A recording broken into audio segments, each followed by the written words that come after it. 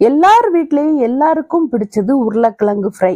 ஆனா எங்க வீட்டுல உருளைக்கிழங்கு ஃப்ரை ரெடி பண்றதுக்கு வத்தல் பொடி தீந்து போச்சுங்க. 2 நாளா பெய்த மழைக்கு இன்னும் வெயில காணல. வத்தலை வாங்கி வச்சிருக்குது.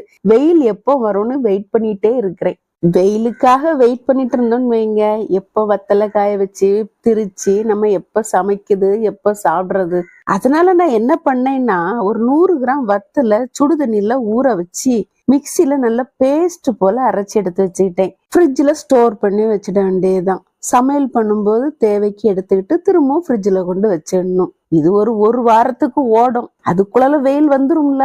வராம எங்க போகுது. அப்படியே என் வீட்டு வத்தல் பொடி கதையை உங்ககிட்ட சொல்லி கையோட உருளைக்கிழங்கு ஃப்ரையும் ரெடி பண்ணிட்டேன். காரம் மட்டும் உங்களுக்கு தகுந்தவாறு போட்டுடுங்க. சில்லி பேஸ்ட் சேர்த்த உருளைக்கிழங்கு ஃப்ரையோட டேஸ்டும் வேற வேற வேற மாதிரிங்க.